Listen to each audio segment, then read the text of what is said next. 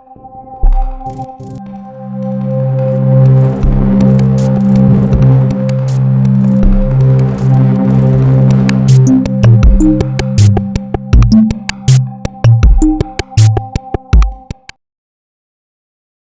much for the warm welcome. What I want to explore in the discussion this morning is what is the nature of the schism between the design view of business and the business view of design. I think it all relates to a very fundamental tension, and it's a tension between two forces that are in operation in our world and in most definitely in the world of business. And it's two forces, reliability and validity. So what are these forces, and what do they have to do with the schism? What's reliability? Reliability is the production of a consistent, replicable outcome. Okay? So a reliable process is a process that gives you the same answer over and over again. If I, for example, took a vial of your blood, you were worried about having eaten some, spoiled lettuce or something, and you were wondering if you had hepatitis A, took a vial of your blood, I split it into 100 subsamples, and then run those subsamples through a test, those 100 samples through a test. It would give, a reliable process would give me the same answer 100 times. How do you get reliability? What makes a process reliable? A number of things. One, you've got to make sure you use a limited number of very objective variables. You've got to make sure there's no judgment involved. If there's judgment involved, somebody may judge it one way and somebody else may judge it another way, and you'll get a different answer and you won't be reliable. And you've got to make sure at all costs you avoid any kind of bias. And how do you know something is reliable? It's substantiation of that reliability based on past events. So if you run that test 10,000 times before and it's always produced the same answer, you declare it to be something that is reliable. But this opposes another force, which is that of validity. And validity is the production of an outcome that meets the objective.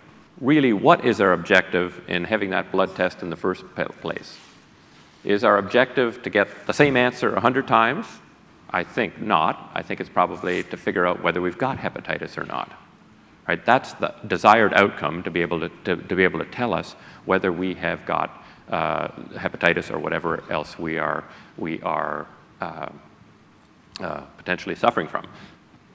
That is validity. A valid process gives us an answer to the question we are looking for.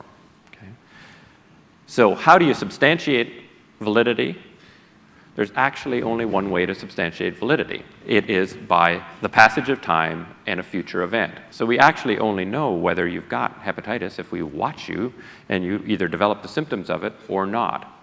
So we don't know the test. If the test comes back, let's hope, negative, we don't know if we won't know if that test is correct until time passes. And when enough time passes, we can say, oh, well, you didn't develop any symptoms, hence hence we can say that was a valid test. Because you don't have hepatitis, the test was negative, it's a valid test. How do you get validity? How do you get something to be a valid process? Well, typically you've got to use a broader number of diverse variables, you've got to integrate judgment, and you've got to acknowledge that you're going to have bias in the process, whether you like it or not. So let's think about another great test. Intelligence testing is something that's very popular. And the most popular intelligence test in the world is the Stanford-Binet IQ test. That's the one that the mean is 100, and you're really, really smart if you get 130 or 40. That's the most popular test. Probably everybody in this room has been tested at least once with an IQ test, whether you knew it or not, because it's often done when you're quite young. It is an unbelievably reliable test. So if you take that IQ test 10 times in your life, you'll score almost the same score every time. Highly reliable. Now, how do they get that reliability? If you recall the test, if you remember taking it, they break intelligence down into the ability to answer tiny little logical questions which have a multiple choice answer, A, B, C, D. And the way that that test is scored is by a computer. You just run the card, you fill in squares, and the card is run through a computer, and it spits out your IQ. So it is wonderfully follows the reliability side here. Limited use of objective variables, whether you can answer these little puzzles or not. No judgment, no bias, and it spits out a highly reliable answer. What's the problem with IQ testing and with that as a reliable process? Well, we've studied this enough to know now that your IQ predicts about 30% of the likely outcomes in your life. So the other 70% is completely unrelated to what's called your general intelligence. So this is a highly reliable process, but not very valid. I mean, if we really wanted to have an intelligence test that was useful for us, you'd think we'd want to be able to predict more than 30% of your future variability of performance. So there's a guy who came along named Daniel Goleman, wrote a nice book called Emotional Intelligence. And he said, you know what? Actually, IQ doesn't predict very well. He's right. It surely doesn't. And something called EQ would be better. And he says, well, EQ includes things about how you interact with other people and get along in groups, et cetera, et cetera. Do you have empathy for others? What has he done? He said, if you add a whole bunch more variables, a diverse number of variables, some of which are harder to objectify, and if you integrate judgment into the equation, you'll get this better predictor EQ.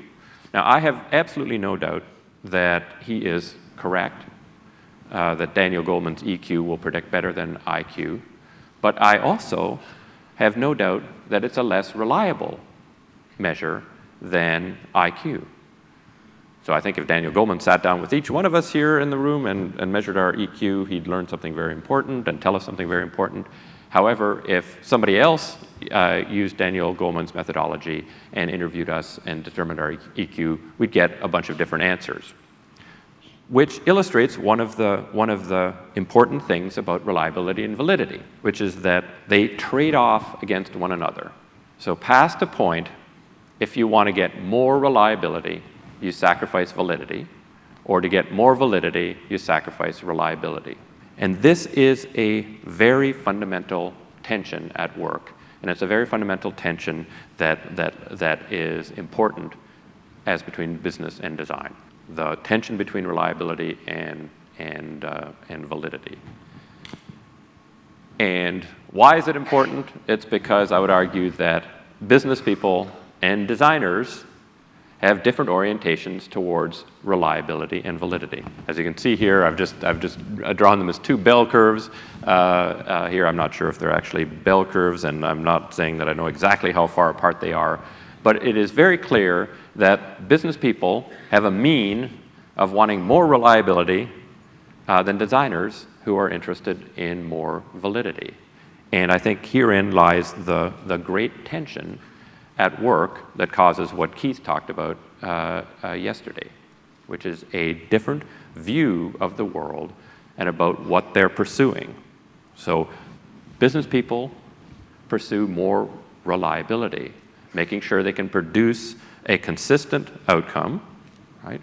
Whereas the designers, and we saw it yesterday with all the designers are concerned with producing something that is wonderful, that is terrific, that is fantastic, searching for that outcome that meets their goals. So the reliability orientation of business people causes them to think about the world in ways that are different than the validity orientation of designers, and that's I believe what creates the schism, and it gets right down to the way people think and the logic that people use.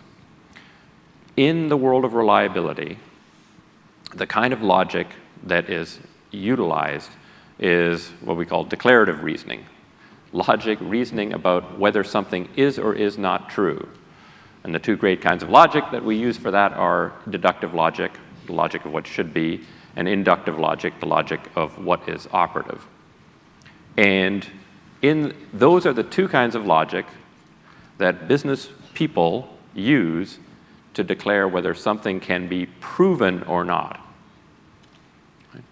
So how often as a designer will you walk in to a business and the business person says to you, well, can you prove this? Can you prove this? Now, the only kind of answer that person is likely to accept is an answer that's based on either inductive logic or deductive logic. Inductive, well, we've done this 100 times before and it's always worked. Or deductive, here are the principles that are universally applied in this situation, so it will work. And those are the only kinds of logic that they are used, are legitimate, and represents at least 99% of the logic that's taught in our educational system today. So most people actually would argue that that's the only kind of logic that is legitimate. There is another kind of reasoning, though, which is called modal reasoning, which is the reasoning around what might be. And a kind of logic, it's a third kind of logic that represents less than 1% of logic taught in the world, if that. And it's called abductive logic, which is the logic of the inference to the best possible explanation.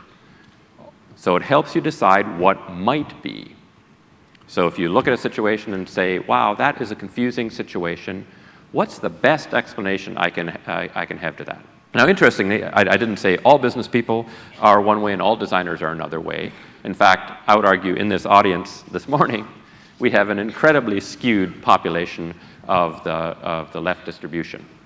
I think we have business people here who are on the right-hand side of that distribution. Why do I say that? It's because business people on the left-hand side of that distribution wouldn't show up here. They'd think this is a colossal waste of time. Right? If you think about it, they would. They'd say this is going to be people talking about weird stuff that you can't prove. And all that kind of emotional crap. Ugh. Right? So I would argue that we've got a distribution, because I understand from what Gar said, we've got half and half business people and designers here. Half of the business people are probably business people who are closer to the validity orientation. They're here because they value validity and reliability. And of course, those are the clients that the designers love to work with. So the question for me, because I say, well, that's a diagnosis, that's why we have the schism. What good is that?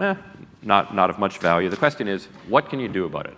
And I would argue that there are 5 things that designers can do to design in what they often feel, and we heard talked about yesterday, as sort of hostile territory. They feel, man, I'm going into this hostile territory where people are saying, prove it, and they're not believing in what I have to say. There are 5 things that I think designers can do to manage better and get along better and accomplish more of what they wish to accomplish. And I think there are also 5 things that are very in parallel that business people can do to work better with designers and get the most out of design talent rather than the least out of it, and integrate design most into their business rather than least. So why don't I talk first through what designers can do to design in hostile territory. So number 1, take design unfriendliness as a design challenge.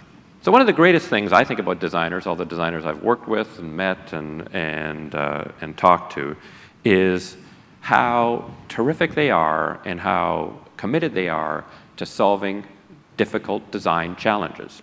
By the same token, I'm quite struck by the degree to which it's not considered an acceptable design challenge to work with design unfriendly people. Right? So as often as I hear designers talk about, okay, this was this cool design challenge, we had this goal, and here's how we worked our way around it, I will hear them talking about the moron clients, right, who you just can't work with. Well, that's an equally difficult and parallel design challenge. How can I design an interaction with this person, this group, that will produce a better outcome? It's just as good a design challenge, and if you take on that as a design challenge, just like the rest of the design challenges, designers will be much, much better off and enjoy themselves more. 2 is empathize with the design unfriendly elements. So really empathize with why they are appearing to be design unfriendly to you. So you might think that they're ass covering, that they're not bold, they want to do the same old, same old. That may be, in fact, the result of what they're doing, but that's probably not what they are thinking. They're thinking about things like meeting payroll and making sure they don't expose the company, their employees, to undue risk. There's something to be empathized with there. And I think, for me, one of the best examples in business of the power of this is with Bob Young, co-founder of Red Hat Linux software, which has a 70% now worldwide market share of Linux software. And I would argue that that company is successful in part because of Bob Young's empathy. If you listen to Bob Young talk about systems administrators and folks in the IT managers and the like, he can explain in very great depth and detail why it is really sensible for those folks not to buy Linux and to stick with the dominant kind of operating system. He said he really understands why they're doing it and empathizes with what their life is like that causes them to want to do that. He doesn't call them kind of FUD proponents. They'll go with IBM, or they'll go with Microsoft software because of fear, uncertainty, and doubt, because they're lazy people, that they're not interested in the newest, coolest technology and the fastest operating system, etc. That's not what he says. He says, here's their world, here's how they live in that world, and here's why they're doing what they're doing. They need to go with something that's going to go for the next 20 years. This is a huge bet that they're making, and here's why they're doing it. Now, with that knowledge, he can go and talk to them in a way that doesn't make them angry, make them feel condescended to, etc. It's because he empathizes with them and understands them. I think if designers empathize more with the design unfriendly elements, they would get further. 3 is speak the language of reliability. So because they have different logic systems, reliability and validity, they actually speak different language systems.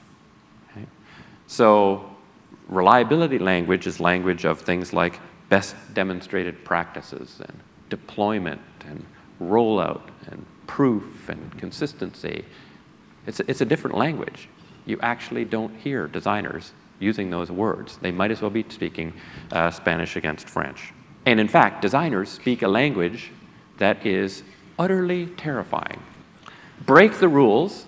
How does breaking the rules get you more reliability? How does tearing up the plans get you more reliability? They're scary. So they're just scary words. Why are they scary words? They're scary words in the context of reliability, right? Those business people, those managers, are going to need to have a certain level of reliability. I mean, again, why do you need reliability? Why are reliability and validity both good? Well, you need reliability to keep an organization going. An organization that focuses 100% on validity will do great things and careen off the rails and blow up. An organization that's 100% reliability focused will have the train running down the track smoothly, on time, but eventually in absolutely the wrong direction. Right? So they both have their downsides. They both need each other, but they speak different languages. And speaking the language of validity, which break the rules, tear up the plans, be dangerous, be daring, be different, are all speaking the words of validity to somebody who does not understand that language, who's never been taught that language, will create what? Miscommunication. They will think that you're being pernicious, dangerous, problematic, as opposed to creative and wonderful. Partially because they simply don't understand the language that you're speaking. 4 is use analogies and stories. Okay? So the tricky thing is that for a reliability-oriented person, they would prefer that you prove something, and you prove it by past events. If you're trying to do something new, what's the closest possible thing to substantiation by future events? Well, it's analogies or stories. It's helping create a bridge by saying, well, while that thing isn't exactly what I'm planning to do here, here's how it is in some ways close. Right? And that will help the person say, some past events, the reliability-oriented person will say, well, some past events are a lot like what he or she is talking about, what the designer is talking about. And so that will give them some comfort that this may not be completely off. And I've many great failures on this front. A failure that's very painful to me in my former career as a strategy consultant. I was working on a private banking, sort of high net worth banking strategy for one of Canada's 5 big banks. We have 5 gigantic banks in Canada, and we came up with a really nifty way to serve high net worth clients. It was really cool, nifty. Oh, it was wonderful. It was in the late 80s, and the group that we were working with within the bank, we managed to get them enthused enough that they had us present to the executive committee of the bank, the top 5 people in the bank. And we were doing a presentation and getting all excited, and wow, we could do this, and we could do that, and oh, this will be fantastic, and make lots of money, and et cetera, et cetera. And the CEO turned to me and said, Roger, has any of our competitors done this sort of thing that you're talking about? And I triumphantly said, no, Matt, no, none of them have done anything close to this ever. Right? And I thought, I've won. Yeah. He's going to say, let's go out and do it tomorrow. Well, his face kind of darkened, and he started getting quite sullen, and the meeting ended about 5 minutes later, and they didn't do anything of the sort that we described. And only after I have enough of these painful experiences, I finally learned, only after enough of these, I realized that I'd sealed my own fate. I'd absolutely sealed my own fate by speaking in reliability terms and not recognizing what he was asking. And what he was begging for is some reason to believe, but a reason not denominated in the way I thought, but in the way he thought. And I could have given him a great answer. I could have given him a fantastic answer. Because what we did do as part of the study is look around the world, and the model we were proposing was a model that wasn't terribly different from aspects of the European kind of private banking model. And if instead I would have answered, no, Matt, none of the competitors here has done it, but you know what? Here's what Swiss Bank Corporation does. It's not exactly what we're talking about, and their context isn't exactly the same, but here's the ways in which it's very similar, and here's where they started, and here's what happened, and it really worked out well. And I know this is a bit of a stretch from that, but I think on the basis of what they do, and then what ING did, and Barclays did, here's why I think this makes sense, and this is not so radical and dangerous as it may seem. Right? If I'd have done that, I would have been a really useful consultant rather than a useless consultant, right? Because that was useless. When you stop and think of it, we did a study, we got paid for it, and nothing happened. Useless. That's the definition. So use analogies and stories with the purpose of helping them understand something that's happened in the past that is close enough to what you're doing. 5, and final, is bite off as little a piece as possible to generate proof. This is a hard thing for designers to do often because they say it's got to be everything or nothing. So bite off as little piece as possible to generate proof. Now this has to do with what's good and bad about the future. What's the bad thing from a reliability-oriented person about March 2007? It's in the future. So that stuff that happens in the future as of today doesn't help them in thinking about whether something is worth doing. They're interested in stuff that happened before February 2007. That's the bad news about March 2007. What's the good news about March 2007 from a reliability-oriented person? A month from now, it'll be in the past. Funny how that works, right? The future becomes the past. So if, as you've got an idea that you can say, you'd love it if the whole thing were allowed to happen right now. But if you say instead, let's try the following, and then let's watch it and see, and I think, here's what's going to happen. So you have to lay out what you think is going to happen. Then, of course, when that happens, that has now become your friend because it's in the past, and you can say, well, you know what? I sort of said that it was going to happen, right? Validity, substantiation based on future events, but that future event is now a past event, and that will help you build the credibility for them to say, oh, well, you are talking about what I call proof, stuff that's already happened and can demonstrate that you are correct. Hard to do sometimes, to bite off a chunk when you need the whole, but it's what helps you. Now,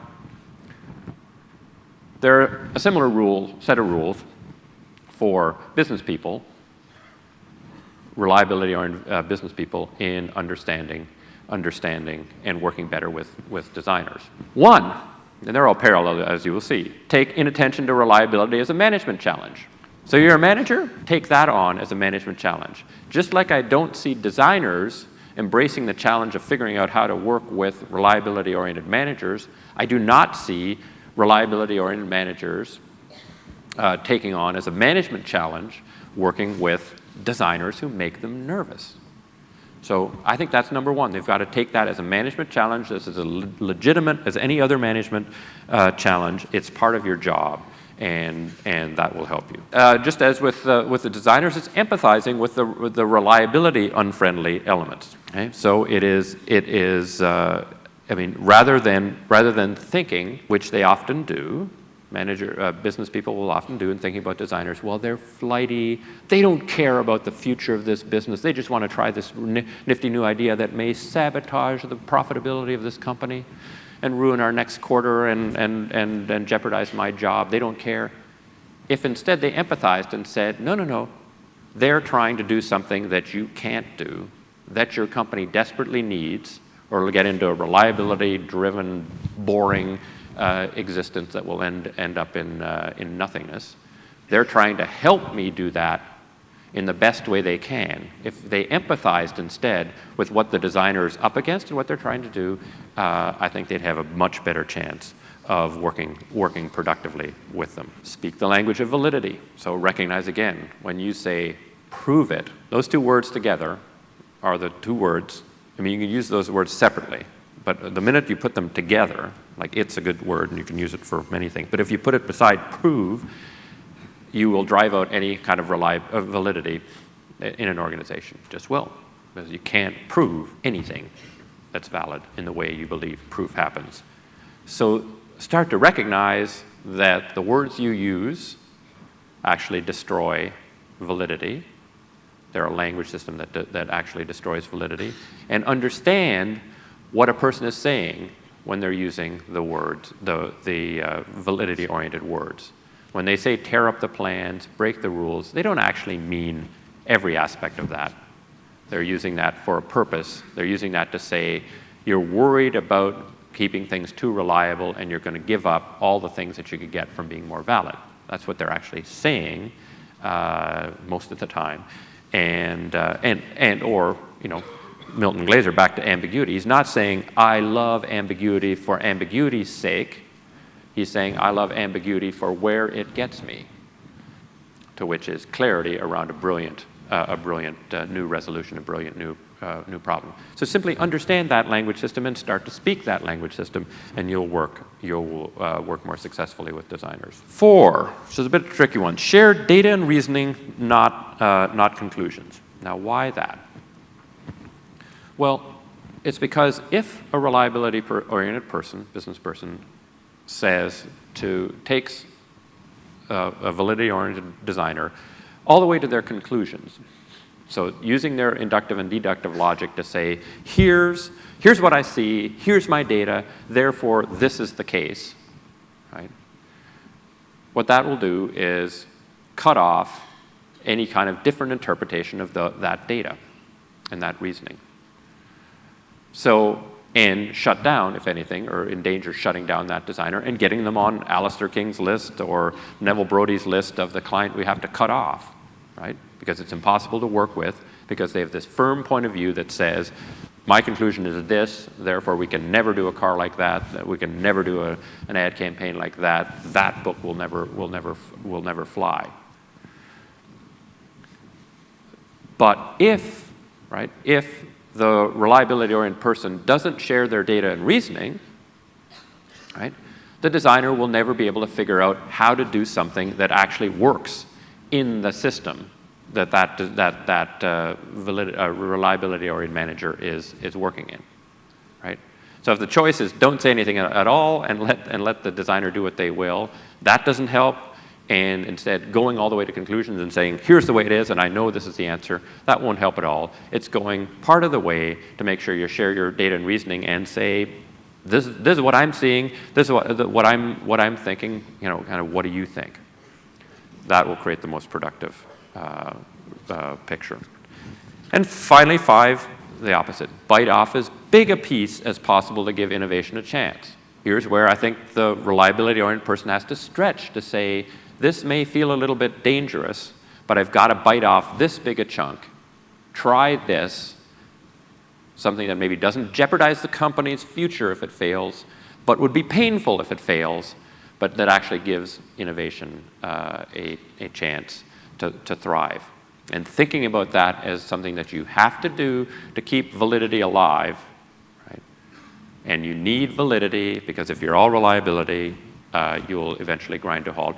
That will cause the business person to say, I'm going to make a bigger bet here than I would have normally loved to or felt totally comfortable with. I want to have that business person feel a little bit on the edge.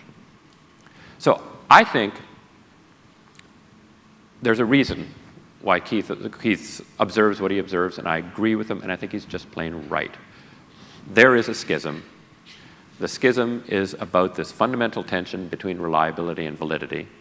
There are two forces that are not going to go away, not now, not ever. They're in opposition.